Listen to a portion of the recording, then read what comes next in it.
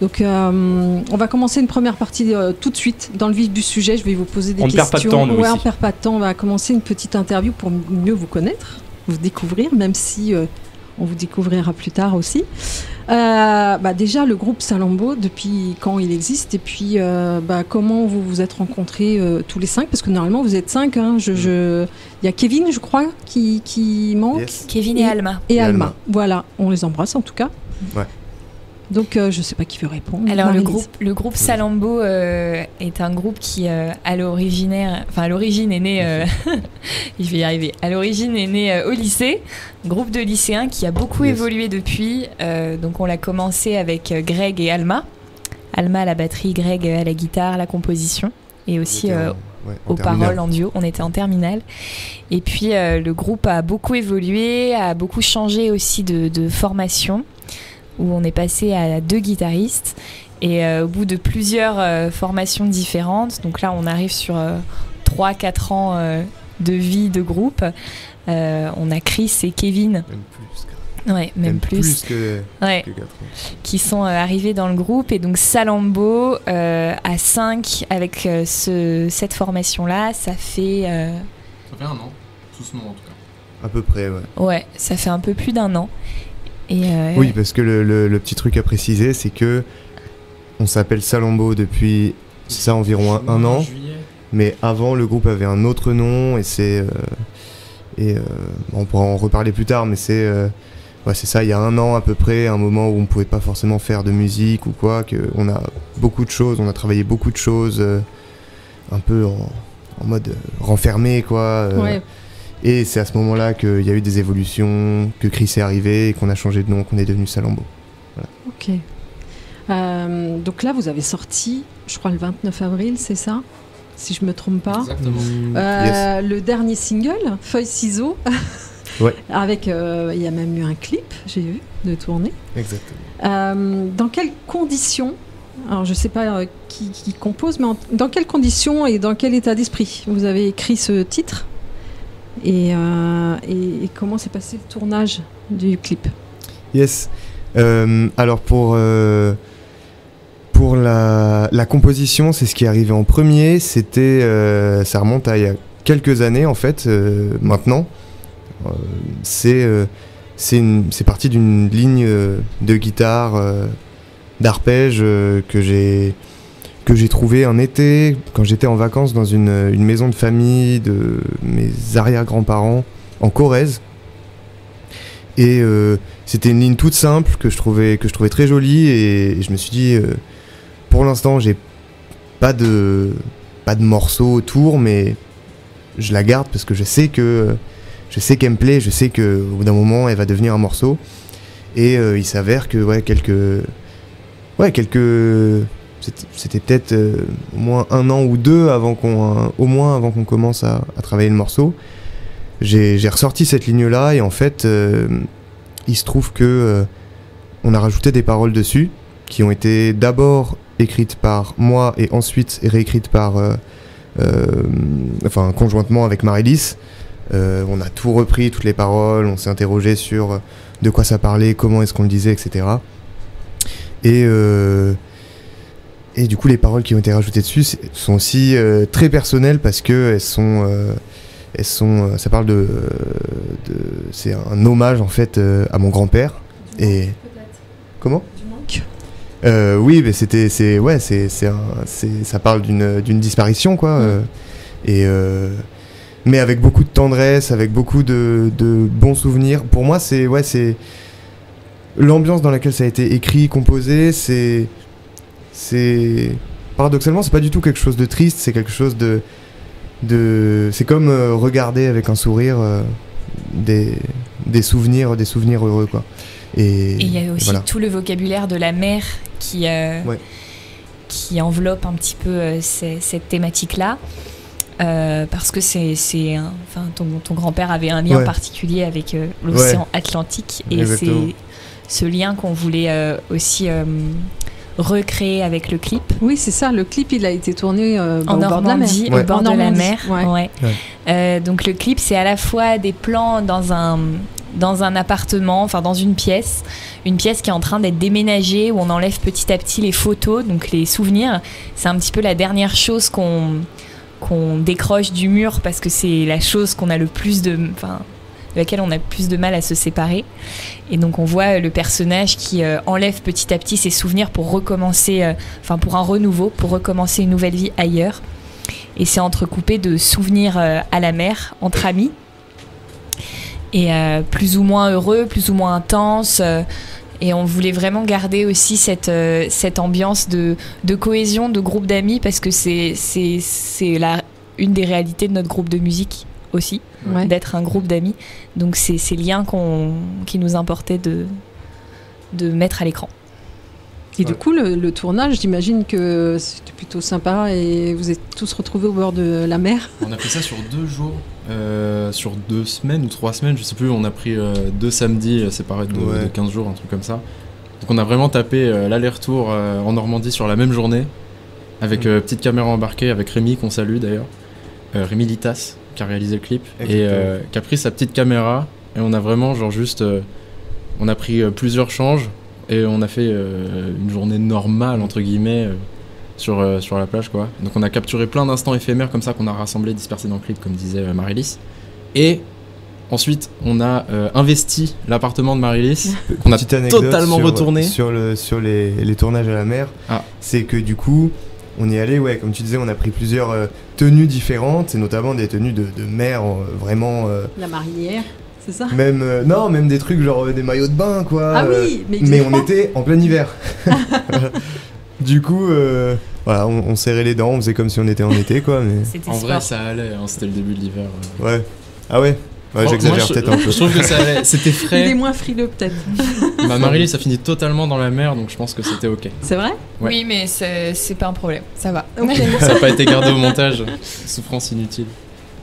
Et vas-y, tu disais après. Et du coup, deuxième partie du tournage qu'on a fait, on a retourné l'appartement de Marie-Lys, on l'a vraiment déménagé. Ouais, parce que la pièce qu'on voit dans le clip, c'est chez toi, Marie-Lys. Ouais, après ça peut être, on n'a pas essayé de recréer chez moi, c'est vraiment une pièce qui existe aussi, qui a sa propre existence. Il y avait des beaux murs blancs, ça s'y prêtait bien. Voilà.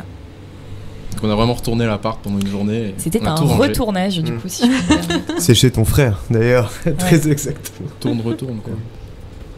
Est-ce que vous avez un nouvel EP ? Parce que je crois qu'il y en a eu déjà 2, c'est ça ?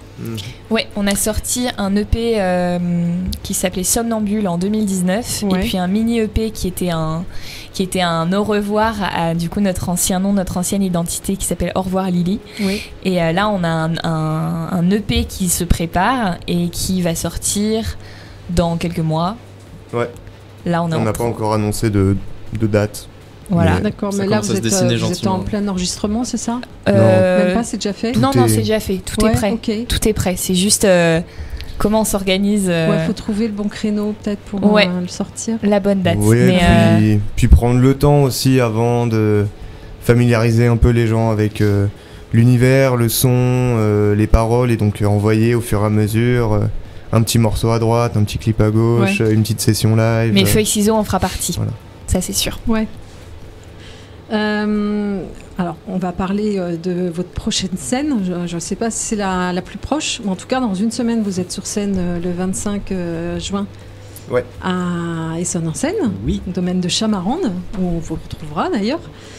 Alors, comment vous avez appris ? Parce qu'il y avait une candidature à faire, vous avez candidaté, et qui vous a appris que vous étiez sélectionné ? Comment vous l'avez... Enfin, voilà, votre état d'esprit, comment ça s'est passé ? Alors moi, pour l'anecdote, j'étais dans une autre sphère spatio-temporelle. J'ai de la famille à Nouakchott, en Mauritanie, et donc j'étais dans un voyage à Nouakchott, et j'avais très peu de réseau, et donc je voyais les messages qu'on s'envoyait avec les autres membres de Salammbô par paquet. Et là, je comprenais pas, parce que Chris et Greg surtout étaient là. Remonte la discussion. Tu n'as pas vu tous les messages. Et puis après, ça avait changé de discussion. Donc j'étais là, mais si, j'ai tout remonté. Qu'est-ce que vous voulez ? Qu'est-ce que vous voulez ? Vous excitez, là, pourquoi vous excitez ? Et donc là, je remonte un peu plus la conversation. Et là, je vois. on est sélectionné pour Essonne en scène. Et donc vraiment, ça n'avait aucun rapport avec l'endroit où j'étais. Et j'étais surexcitée, quoi. Surexcitée, personnellement. Ouais. Et à l'origine, c'était une candidature que j'avais dû remplir quelques mois auparavant. On avait déjà candidaté des années précédentes pour Essonne en scène sans être sélectionné. On a nos amis de Cheshire qui avaient été sélectionnés, qui avaient joué. Voilà. Qu'on avait l'année vu d'avant aussi. Ouais. Joué.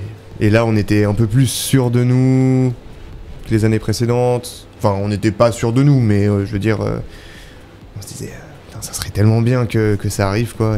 Et ouais, j'ai dû recevoir un appel. Ouais, c'est un appel ? J'ai reçu un appel, Ouais. je sortais d'un cours de chant, je crois, j'ai reçu un appel, vous avez été sélectionné. Au début, moi non plus, j'ai pas compris. J'ai cru qu'on avait été sélectionné qu'on avait été genre présélectionné, qu'il y avait des auditions. Donc je commence à demander à la dame qui me parle, oui, du coup ça sera quand, sélection. Elle me dit non, mais vous êtes sélectionné, vous allez jouer et tout. Voilà. C'est vrai que le projet a pris une certaine maturité. Puis comme l'EP en lui-même est prêt, en fait il y a tout un...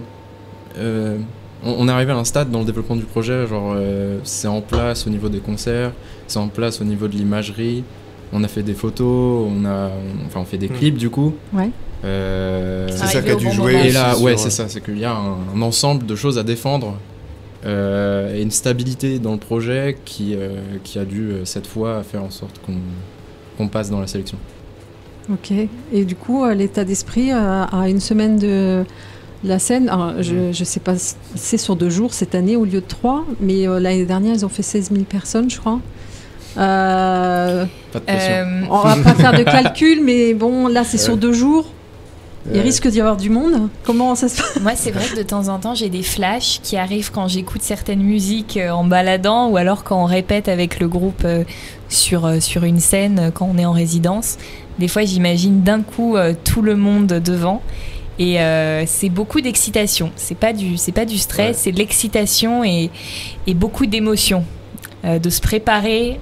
Enfin, moi, j'ai besoin de me préparer mentalement à être face à un public de festival. Parce que c'est assez impressionnant.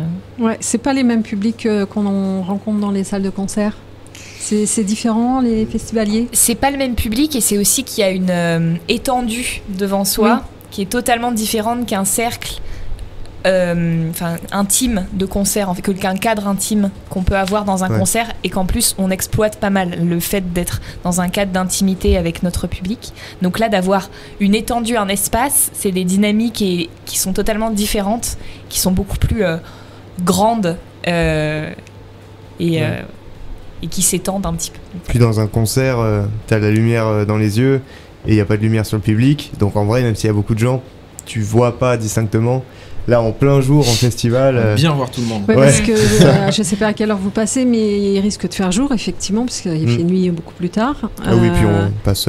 Vous passez... les talents essonniens passent en premier, hein, parce qu'après, il y a les têtes d'affiche. Donc il va faire... Donc vous allez les voir. Oui.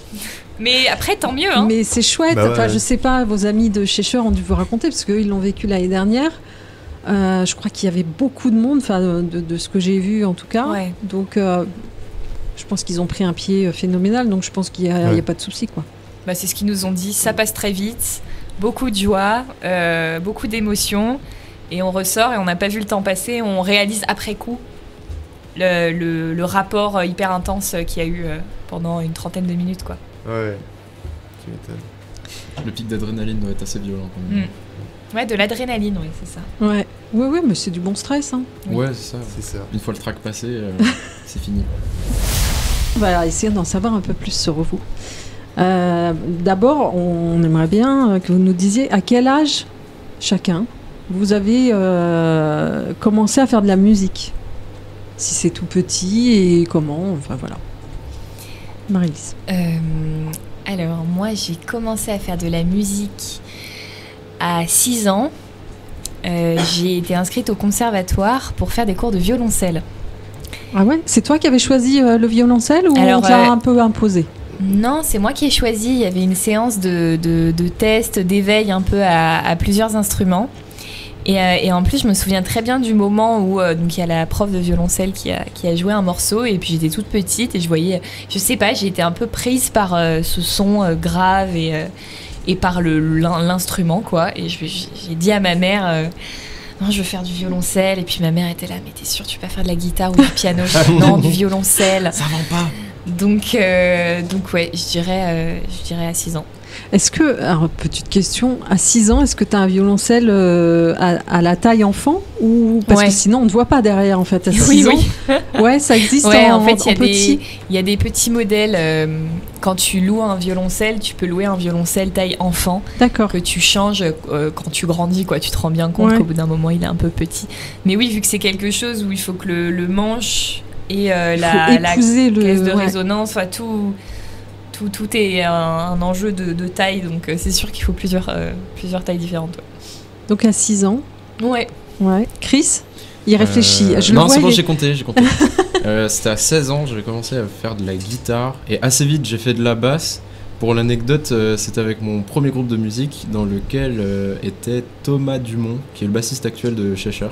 Tout à fait, Thomas. Comme quoi, les destins sont libres. On a commencé la musique ensemble, quoi. Et donc, j'ai dans assez le même vite groupe. pris la basse. Ouais. Parce qu'il était trop chaud à la guitare et qu'on n'avait pas de bassiste. Donc par défaut, j'ai changé d'instrument et j'y suis resté parce que c'est un vrai plaisir. C'est vraiment l'histoire cliché du guitariste à qui on dit bon, on n'a pas de bassiste. Pas de regret. Pas de regret. Mais est-ce qu'un guitariste peut jouer de la basse? Alors, est-ce qu'il peut en jouer bien? Oui, bien, c'est ça, j'ai oublié le bien. Alors, les instruments se ressemblent beaucoup, c'est vrai. Ils sont accordés pareil et fonctionnent globalement d'une façon assez similaire. Mais le fait est qu'ils ont un rôle très différent au sein d'un orchestre. Donc en fait, quelqu'un qui vient de la guitare et qui va attaquer la basse va spontanément pas du tout jouer comme on devrait réfléchir à l'instrument de la basse. C'est-à-dire que on va peut-être plus réfléchir à comment la faire sonner mélodiquement. Alors ce truc de ok, je fais des lignes trop stylées, je fais preuve de dextérité, alors que très vite on se rend compte qu'on joue complètement à côté et que là où il faut vraiment faire le switch, c'est quand on commence à vraiment écouter la rythmique, à s'appuyer complètement dessus, et ça change tout. Et à groover. À groover, comme on dit. Ouais. Donc 16 ans, c'est tard quand même, t'as commencé... l'histoire classique du lycéen qui découvre un truc un peu cool, un peu pour se démarquer. Ça n'a pas marché, Non. Greg, toi, t'as commencé à quel âge? Je fais le calcul, j'étais en 3e, donc ça doit être à 14 ans. Pareil, dans le même état d'esprit. Ouais, je veux être cool. Alors non, moi j'avais en fait mon meilleur pote à l'époque qui... Thomas Dumont. Alors non, Baptiste Leparc. Rien à voir, mais des gros bisous à lui. Qui faisait de la guitare et qui chantait. Et moi je voulais absolument faire de la musique avec lui, quoi. Et la batterie, c'était un truc qui m'attirait depuis que j'étais tout petit.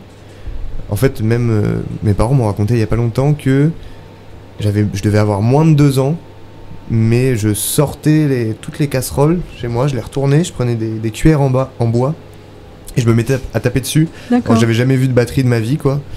Et ensuite, quelques années plus tard, j'ai demandé à faire de la batterie. Je voulais faire de la batterie, je tannais mes parents. On m'a emmené, j'étais petit, on m'a emmené au conservatoire. On allait voir le prof de batterie, il m'a fait asseoir derrière la batterie, il m'a dit tu vois, tes pieds touchent pas le sol, touchent pas les pédales de la batterie, tu peux pas faire de batterie, reviens quand tu seras plus grand. Et ça m'avait tellement vexé que j'avais plus jamais voulu en entendre parler. Et en 3e, quoi, je me suis dit putain, c'est con, mon meilleur pote, il fait de la guitare, il chante, il fait des trucs de rock. Si je faisais de la batterie, on pourrait jouer ensemble, quoi. Et c'est là que j'ai commencé et je me suis mis à fond là-dedans. Et voilà. L'année d'après, j'ai commencé la basse. L'année d'après, j'ai commencé la guitare. Et depuis, voilà, une addiction rondement menée, quoi. Je ne fais plus que ça. Plus que de la musique.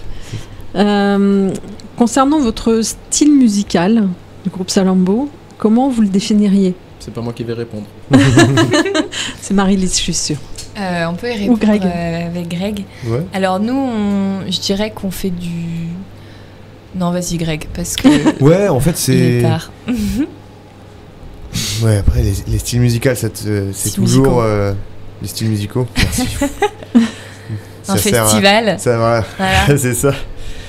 Non, disons, bon, ça sert de guide pour un peu décrire le truc, mais après, chaque groupe vit un peu selon ses propres influences. Mais pour répondre de manière simple, j'ai envie de dire qu'on fait du rock français, déjà. C'est la base, parce qu'on a on a une énergie, on a une culture qui est rock, très clairement, et je précise rock français parce que... Le texte a une importance dans le projet aussi, du coup, pour rock français. Et c'est ça, et je précise rock français parce que toute la partie écriture, parole, prise de position sur scène à l'aide de l'écriture, etc., c'est quelque chose qui est super important pour nous. On adore la langue française, on adore chanter en français, etc., et voilà, si on devait décrire le truc simplement, on pourrait dire qu'on fait du rock français. Après, nous, c'est infusé un peu de musique folk, parce que déjà par la présence d'une guitare folk, d'une guitare acoustique dans le groupe, mais qui est un peu modifiée quoi, pour sonner parfois comme une guitare électrique. Et du rock alternatif. Voilà, rock alternatif, parfois un peu bruitiste, pour ceux qui nous connaissent en concert, il y a des moments où ça peut aller de choses très calmes, très intimistes, très folk, à des choses très massives en termes de son, un peu plus instrumentales, un peu plus longues, un peu plus énervées. Voilà, on va piocher après à droite à gauche dans plein de mouvements musicaux qui nous plaisent, quoi. Mais toujours autour du rock, et toujours autour de la langue française. Ouais.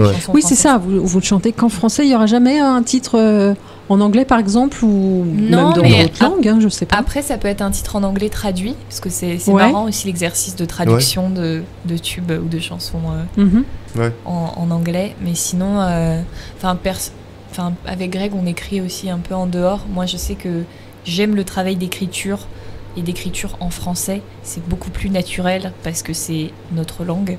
Et les jeux de mots, moi ça vient naturellement, et non, ça me viendrait pas à l'idée d'écrire en anglais, parce que déjà j'ai un niveau d'anglais assez dramatique, et après ça pourrait être en italien, ça pourrait être en espagnol.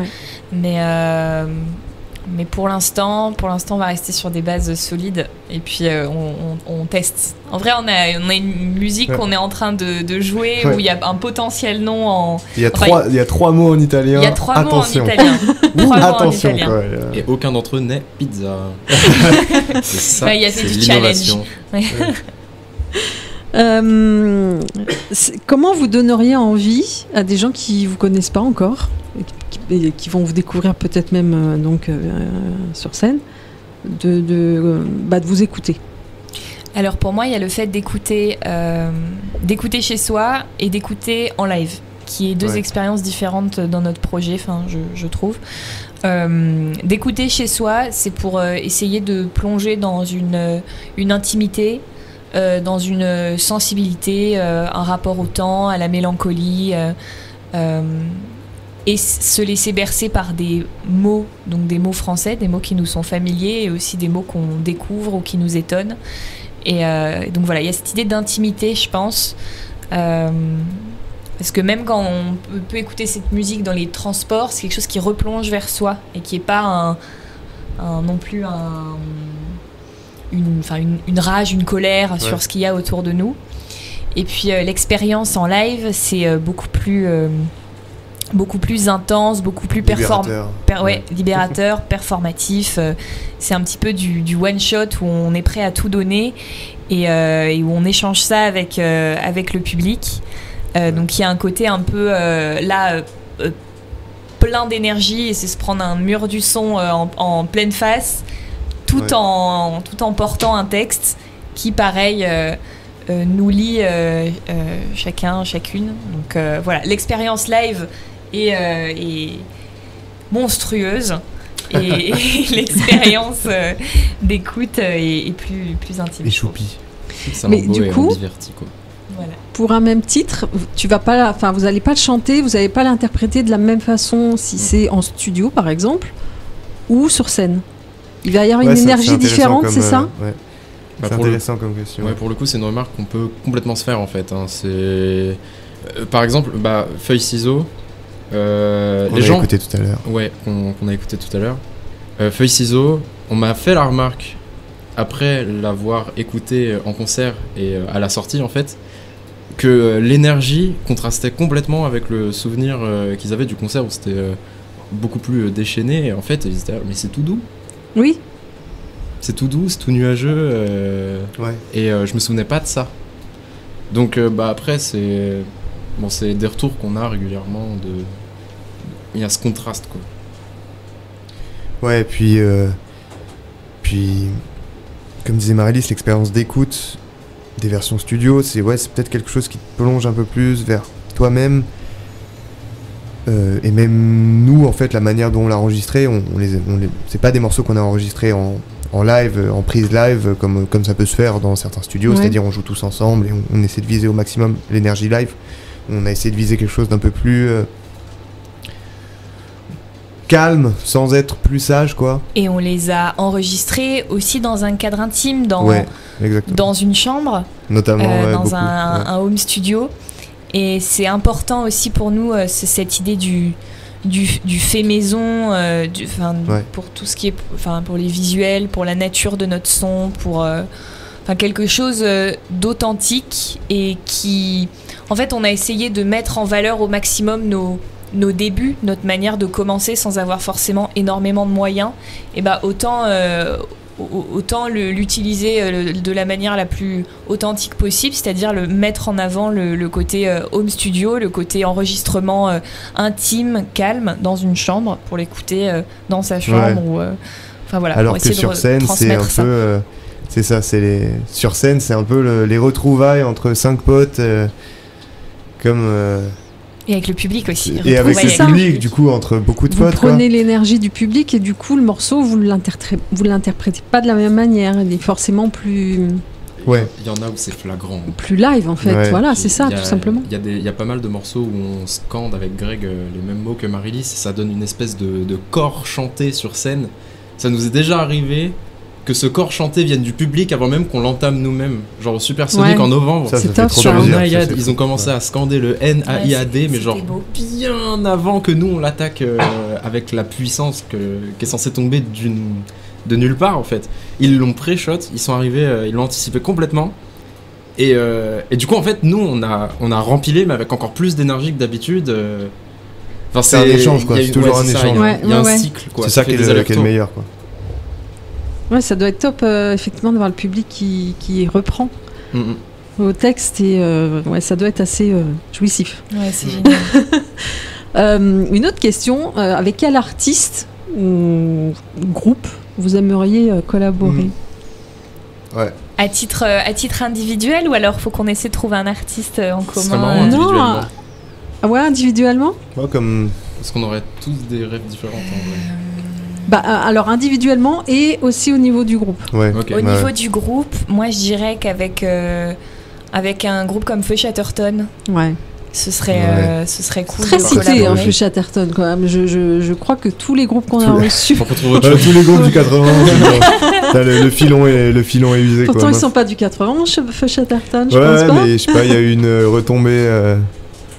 Ouais.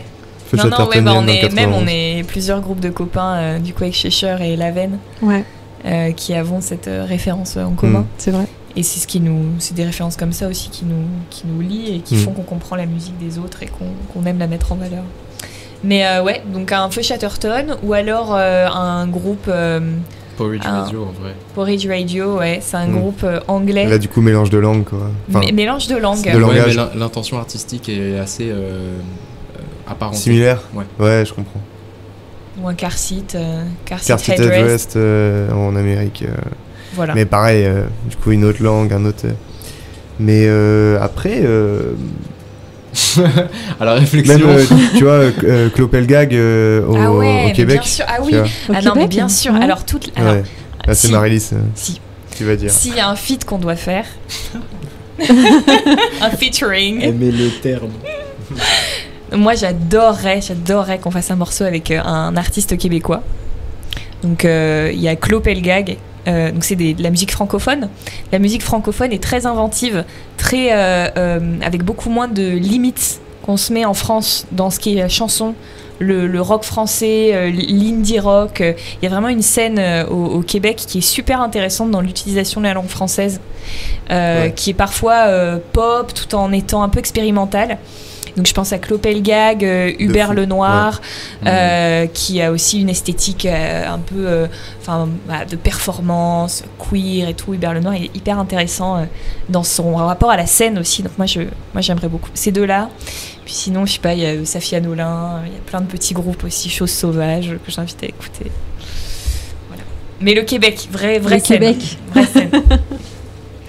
J'ai monopolisé, mais non, allez-y. T'inquiète, j'ai une rêve qui m'est venue entre temps, mais un coplateau ou une première partie de Parc, ça tuerait. C'est un projet assez récent, en collaboration avec François Atlas. C'est un groupe pour lequel Lily, du coup l'ancêtre de Salambo, avait ouvert, qui s'appelle Lily Strata. Ils ont collaboré, ils ont créé un album que je trouve personnellement, c'était une tuerie, je l'ai saigné pendant quelques temps. Et ça pourrait assez bien marcher, hein. Ouais, surtout que la tournure que peut prendre Salambo sur certains points marche un peu dans les mêmes influences.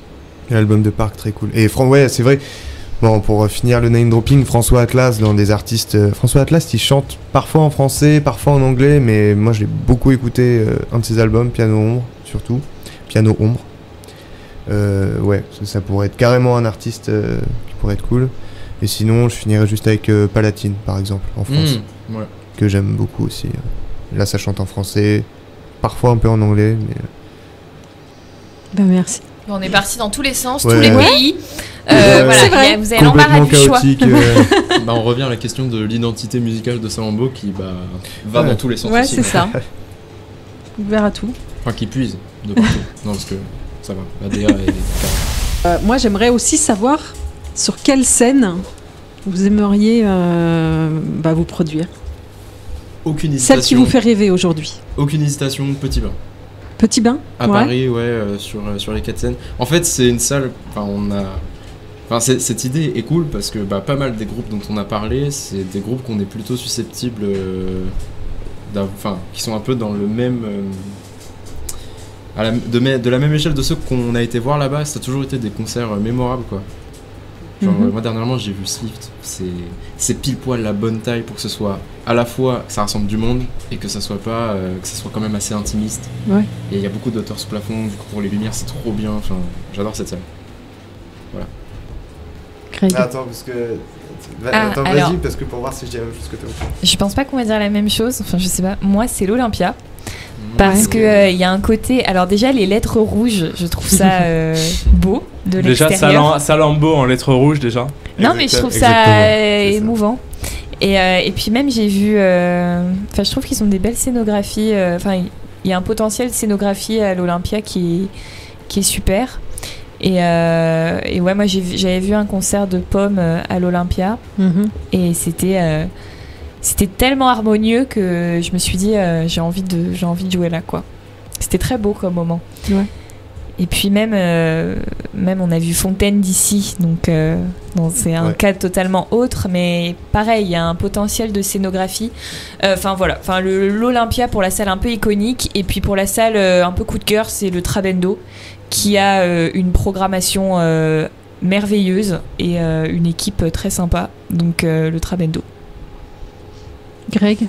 Moi j'allais faire le flambeur en mode Zénith machin.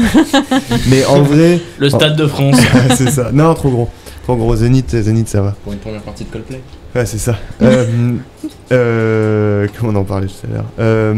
En vrai, la Cigale carrément, j'y suis très peu allé, mais j'ai vu un de mes groupes préférés du monde entier là-bas, quoi. The Districts, un groupe américain de Pennsylvanie, et c'est cool, c'est une salle qui est grande sans être gigantesque. Sans être gigantesque, et j'ai des souvenirs assez forts là-bas parce que j'ai vu ce groupe-là qui est un de mes groupes préférés un soir qui était un peu particulier pour tout le monde en France et ailleurs, le soir du 13 novembre 2015, quoi. C'était particulier comme soirée, mais du coup c'est un lieu que je trouve trop cool, quoi. Ok. Est-ce que chacun, individuellement, vous avez d'autres passions que la musique? Est-ce qu'il y a autre chose qui vous anime? Alors oui, faut juste que on se remémore les autres passions. Moi j'adore les arts de la scène, donc que ce soit le théâtre ou la danse. Tu fais de la danse?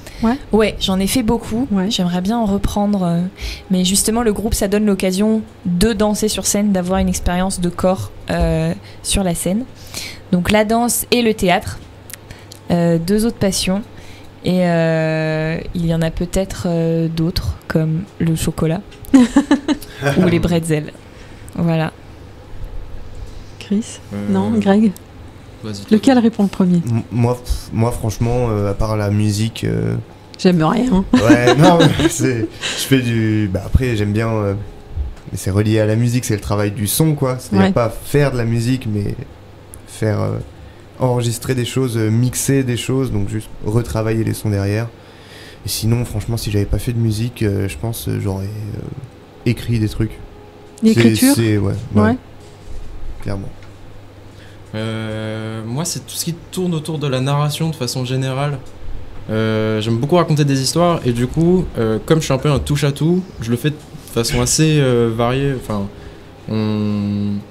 Il y a des projets, j'aime bien écrire des scénarios, j'aime bien mettre sur la table, donner une cohérence entre du son et une image pour qu'il y ait des liens entre les uns et les autres, et de faire ça de façon assez... c'est assez difficile, je trouve pas forcément les mots pour le dire, mais de créer le lien et de raconter une histoire qui serve à la fois le média par lequel on traduit une musique par exemple, ou à l'inverse, d'utiliser une musique qui valorise... une vidéo. Pour le coup, je fais du graphisme. Mais à la base, je voulais être dessinateur de BD. D'accord. Donc, tout ça, c'est un peu resté. Et la musique avant tout, quoi. En tout cas, ce qui me soulève le plus, la musique. Parce que, pareil, ça raconte des histoires. Mais c'est plein de façons de le faire. Mais narrer les choses, c'est quelque chose qui me passionne. C'est un conteur. Par contre, raconter des histoires à la voix, c'est plus galère. Ouais. Vos passions, vos autres passions, ça tourne quand même, c'est artistique quand même. Ça reste dans le milieu artistique. Ouais, je réfléchis si on a d'autres passions qui n'ont rien à voir. Non, parce que même les puzzles. Ouais, non, les... Dormir. Ouais, non. C'est des petites lubies de temps en temps, quoi. Ouais, c'est pas des vraies passions, ça peut être par moments des envies ou des choses qui vous attirent, mais c'est pas forcément une autre passion, quoi. Ça peut être le sport? Non, je sais pas s'il y en a un. C'est du sport. Greg me regarde, il rigole. La danse. La danse, oui, c'est du sport, c'est vrai. C'est vrai.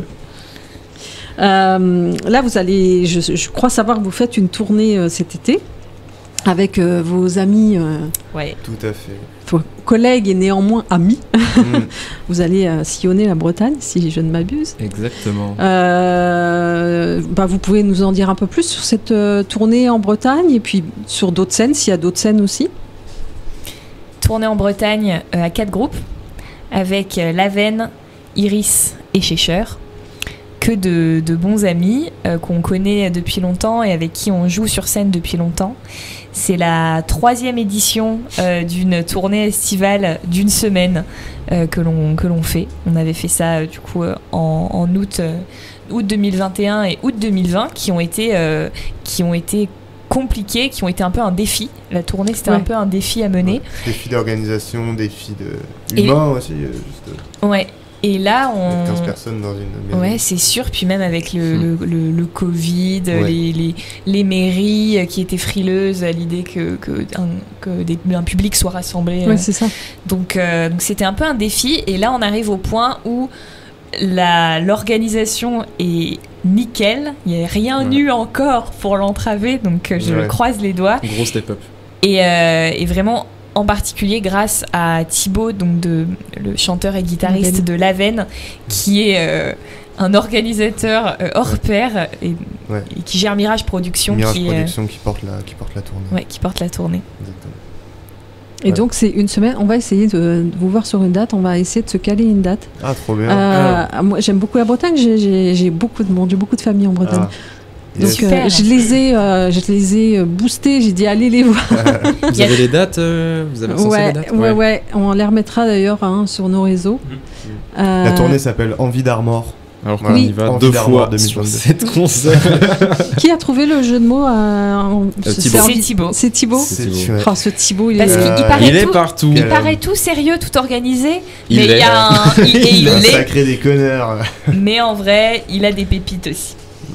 Et du coup, vous restez, vous louez une maison, vous êtes tous dans la maison Deux- pendant une semaine, ça doit deux être la maisons colonie. même. Deux Cette- maisons. Cette année, on en a 2. Pourquoi les filles dans une et les garçons dans l'autre? Bah, ça ferait, 3 personnes. ça Ah bah, ferait c'est- ouais, une du coup, séance elle serait manoir, quoi. tranquille. Voilà, si c'était le cas, on serait bien Non. tranquille. C'est que, en fait, c'est un mec qui louait 2 gîtes. Et comme on est beaucoup. On est de plus en plus. Chaque année, on est de plus en plus chaque année. Parce qu'on a une équipe technique, on a quelqu'un Oui, qui c'est fait ça. on a un média Ouais. qui nous suit. Et donc ouais, bah, ça fait tout un... Il y a les groupes et l'entourage Ouais. qui va avec. Bon, Et ça vu- fait 3 personnes en plus, mais Ouais. quand même. Et du coup, voilà, c'était 2 gîtes qui individuellement étaient trop petits pour nous. Mais du coup, c'est loué par la même personne, l'un à côté de l'autre. C'est pas cher.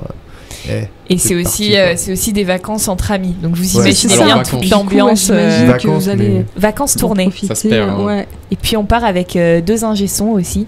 Mm. Donc ça fait une grande équipe. Mais cette année, on a beaucoup de concerts. Du coup, on va avoir moins le temps de faire la fête. Voilà. On a rempli le Paris. Malheureusement, à notre. On est sur place 7 jours, si on compte pas le jour du départ. On fait 7 concerts. Du 6 au 14 août. Puis on Ouais. alterne, hein, c'est Du, pas... du 6 au 13 août. Du 6 au 13 août. Et on joue du 6 au 12. Et on est On part le 13. un peu partout, à Vannes, à Saint-Malo. Ouais, à... vous faites un peu, je Hervé crois qu'il y a du Vennes. Morbihan, il y a des il y a Côtes du d'Armor. Côte-d'Armor. Et, Mhm. Je sais pas s'il y a du Finistère. Non, Euh, peut-être pas. non, Hein, c'est non. Morbihan, Côte d'Armor, je il y crois. a genre 3 Ille-et-Vilaine. départements. Il y a ouais, Ille-et-Vilaine, je pense. Hein. Oui, on Je passe crois à que j'ai vu Saint-Malo. une date, c'est ça. exactement. 2 fois. Le 6 Deux et fois le 8. Saint-Malo. Ok. Ben, c'est top, on essaiera. Et du coup, il y a Essonne en scène, on en a parlé donc la semaine prochaine. Après, il y a d'autres choses où vous allez vous reposer un peu, vous consacrer. Alors on va se reposer un peu, même si on a la sortie d'EP à préparer. Alors juste, avant Essonne en scène, on fait la fête de la musique. Ouais, à Oui, Mency, à dans le Mency. 91, avec Donc, nos si amis vous de chez voulez- Cher. Ouais, dans le 91 avec Cheshire. Donc si vous voulez y passer, on y sera. Et puis sinon pour On joue à les 19h. Voilà, pour les dates un peu phares, on joue dans un festival qui est organisé par le B-Side, Ouais. B-Side Festival, Ouais, par le label le label B-Side B-Side. On va jouer à la péniche Antipode, à Paris. qui est une péniche dans le 19e arrondissement de Paris. Et on y joue avec des collègues aussi, avec qui on a Avec qui partagé une scène. la scène du Point éphémère, donc Dragon énervé mais pas trop et Sainte-Victoire. Ouais. Parce que nous étions tous les 3 accompagnés par La maison des, la maison des initiatives étudiantes. étudiantes, la MIE à Paris, qui a un projet qui s'appelle Créartup et qui aide des étudiants à se professionnaliser dans leurs projets artistiques. Donc ça a mené à un festival au Point éphémère début Ouais. avril et ça se poursuit avec un festival sur la péniche Antipode début octobre. Et il y a Début d'autres octobre. dates, mais qu'on n'a pas encore annoncées, mais Ça va entre venir vite. septembre, novembre et décembre. D'accord. Voilà. Tous les on mois. ne le dira pas alors. Non, Suivez-nous sur les réseaux sociaux, Ouais. vous en saurez Exactement. mais plus. ça s'annonce pas mal. Ouais. Ouais. Quel est votre meilleur souvenir depuis le début de votre carrière? Est-ce que voilà votre meilleur souvenir? Waouh. Ah, c'est dur comme question. Ouais. Ouais, parce que Je vous déteste. on se à fond, souvient toujours des Je derniers partage que des concerts. mauvais moments, fallait que je vous le dise. Non, on se souvient des derniers concerts comme si c'était de mieux en mieux, alors que il y a peut-être des souvenirs plus anciens. Moi, je sais que la dernière tournée d'été Ouais. avait été un très bon souvenir. Ouais. Nos liens se sont particulièrement renforcés Mhm. dans Salambo parce qu'on s'est retrouvés dans une expérience en dehors de l'Île-de-France où on était dans un autre cadre, un cadre aussi entre amis, et puis on jouait tous les soirs ensemble, donc il y a eu Alors une qu'on avait fait cohésion. à peine quelques dates avec Chris qui était nouveau dans le groupe à ce moment-là, quoi. C'est vrai. Et là, bam, d'un seul coup, pendant une semaine, t'es tout le temps ensemble et t'enchaînes des dates. Et puis ça faisait longtemps qu'il n'y avait pas eu de concert. Enfin, c'était des concerts où on n'était pas sûr jusqu'au dernier. Enfin, voilà, on était incertain sur est-ce que la date va pouvoir se faire parce que voilà, été 2021 c'est compliqué. Donc moi Ouais. je dirais vraiment la tournée d'été de 2021. C'était des scènes à part le Crossroad à la fin qui était une grande scène. c'était magistral, Dingue. comment c'était magnifique. Sinon, c'était des bars-concerts, quoi. Donc, c'est pas forcément dans des grandes salles qu'on a les meilleurs souvenirs. Oui. Il y a une proximité, il y avait aussi une belle proximité avec le public de Charente-Maritime qui est revenu sur plusieurs dates, qui a été très chaleureux. Donc, voilà, pour moi, la tournée. Ouais, je te back up là-dessus. Ah, meilleur souvenir, je sais pas. En vrai, à chaque fois, il y a une espèce de progression dans ce qu'on fait, et puis du coup, comme on progresse, on grandit. Supersonique, peut-être. Tout se passe bien, mais moi, le Supersonique de novembre, ça a été. C'est pas le concert où j'ai le plus profité personnellement de la qualité du son du concert, mais l'ambiance était foudroyante. C'était fou. C'était le premier slam de Marylis, première fois que Marylis emporté par se le jetait public. sur le public. Effectivement, beau souvenir également. Sans tomber. C'était assez impressionnant, et comme j'en parlais tout à l'heure, le fait qu'on ait ce retour d'énergie aussi massif de la part du public, et que ça fait que des échos comme ça pendant tout le concert. On a fini dans le chaos le plus total. On aurait pu avoir un rappel parce qu'en plus on avait fini en avance, on l'a pas fait, mais c'était quand même aucun regret. C'était absolument dingue. Et puis récemment, il y a eu le point éphémère aussi qui était bien plein, et justement beaucoup de personnes du Supersonic sont revenues au point éphémère, et on les remercie parce que leur soutien nous fait très chaud au cœur. Si vous pouviez réaliser un rêve aujourd'hui, ce serait lequel? Comment? En tant que groupe ou quelconque Ça peut être individuel. Moi, je vais répondre vite. Un rêve. Ok, par rapport au groupe, moi j'aurais dit par exemple, c'est on fait la première partie de TFN sur sa tournée là, par exemple. Voilà. Ouais, de façon moins précise, mais à peu près ça, tu vois. Pas forcément TFN, mais. Ça serait un truc que je trouverais trop cool en je mode. Je pense que c'est un rêve qui est réalisable par contre. Je pense qu'il est assez. Je vais lui envoyer une petite lettre. Ouais, vas-y. Justement, c'est notre invité surprise de ce soir. Léa derrière la porte. Bonjour. Ah, c'est une bonne idée, c'est une très bonne idée. Moi, ce serait peut-être faire une collaboration avec une chanteuse que j'adore. Donc, ça peut être Pomme, ça peut être la chanteuse de Porridge Radio, ça peut être Claude Pelgag au Québec, ça peut être, je ne sais pas, Mylène Farmer ou Patti Smith. Voilà, plusieurs générations. Mais ça, ce serait beau. Enfin, essayer d'écrire des paroles et réfléchir à un texte commun et à une chanson commune, ça serait émouvant pour moi personnellement. Mais en tant que groupe, la tournée, c'est beau quand même comme moment, la tournée. C'est difficile, enfin c'est exigeant, plus que difficile, c'est exigeant. Mais c'est trop beau, quoi. Ça crée des vrais moments. Donc en tant que groupe, la tournée. La tournée. Comme Greg, finalement. En fait, c'est pour ça qu'on est là. Non, c'est pour ça qu'on est là. Ouais. Toi aussi, TFN pas forcément TFN, du coup, comme je disais. C'est une bonne idée. Le TFN, ce serait dingue, mais non, mais juste, c'est pour ça qu'on pousse le projet, c'est pour ça qu'on s'investit autant dedans, c'est pour que ça se développe et qu'on aboutisse à ce que ça devienne notre métier, genre à part entière. Et que, vivre de ça, pour moi, oui, c'est ça. Est-ce que vous avez un péché mignon? Alors, t'as parlé de chocolat tout à l'heure, c'est ça, non? Ouais, mais on peut trouver autre chose. Ouais, alors, quel est votre péché mignon à chacun? Alors, c'est des lubies temporaires. Pendant un temps, c'était les gaufres liégeoises. Avec des gros carreaux de les sucre trucs du dedans, Nord, là. Les gaufres de Liège, pardon. Oui, c'est ça, les gaufres du Nord, là. Oui, à avec moitié le trempées sucre dans roux, du là, chocolat. Oh là là. Ah, c'était mon péché mignon de ouf. Là, en ce moment, le café. Le café. Le vrai café en brûlerie. Ah bah oui. Sinon, je sais pas. Ouais, moi. Mais après, on reste dans quelque chose de culinaire, du coup. Si j'appuie sur les bretzels. Ouais, non, Greg, je sais pas, t'as pas de. T'as pas péché d'idée mignon, autre, Greg de petits péchés mignons. Les armoires bien rangées, Greg. Il me connaît bien, c'est presque vrai. T'es maniaque, un petit peu. Sa poche à CD dans sa voiture, c'est parfaitement empilé. C'est vrai? Ouais. Ah ouais, ça rigole pas. Hein. Non, c'est vrai, T'as limite raison. J'admire ça chez lui. Et les pop-corn aussi au cinéma. Ok. Voilà. Salé, sucré.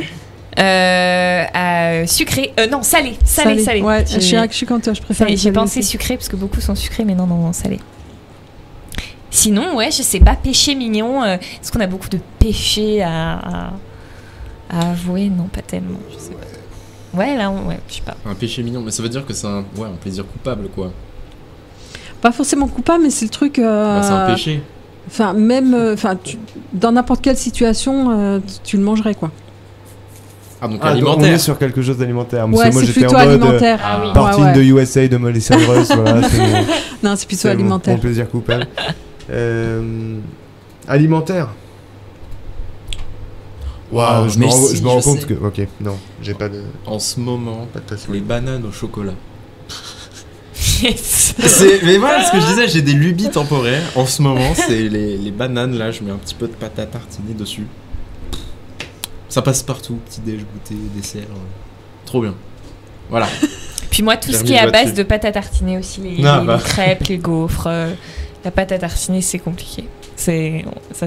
On parle de la même, hein. Les confitures faites par Ouais. Ah, bah voilà. Ah, mais Très, elles sont trop très bonnes. corporate. Merci. Ah, mais ouais, de ouf. C'est vrai qu'elles sont bonnes. Allez. À la banane.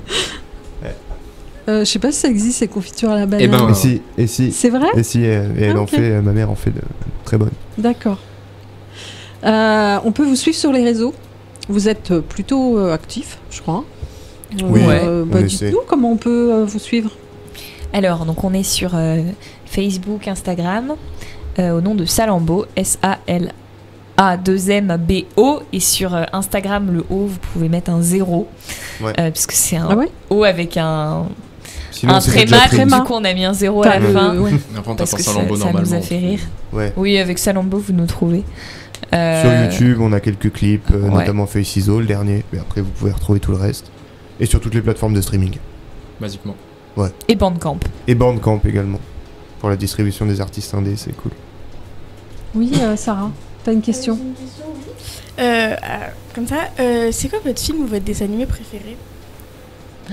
Bonne question. Film, comme ça dans le vif, Magnolia de Paul Thomas Anderson, une sorte de film choral de 2h30 avec plein de personnages différents dans des trucs différents, une sorte de narration complètement éclatée. Le dessin animé, Bob l'éponge. C'est bon, c'est tout pour moi. Moi, film, je dirais un film de Wes Anderson. Je dirais Moonrise Kingdom. Et dessin animé, enfin vraiment tous les films de Wes Anderson. Et dessin animé. Alors, un Pixar. Parce que moi, ça m'a suivi toute mon enfance. Je connais tous les dialogues par cœur. Donc, je dirais Les Indestructibles. Voilà. Ou sinon, Le fameux. un petit DreamWorks quand même, Madagascar.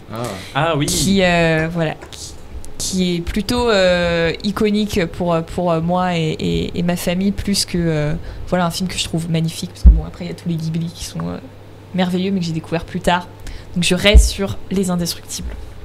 Moi, j'ai pas eu mon épiphanie du cinéma, hein. J'ai pas eu une référence qui me reste en tête. Enfin, j'ai beau chercher, il y en a qui m'ont marqué de ouf, genre Into the Wild, parce qu'il y a le contexte de quand je l'ai regardé qui a fait que ça a énormément résonné chez moi. Mais c'est pas forcément mon film préféré pour autant, donc c'est dur de me positionner là-dessus.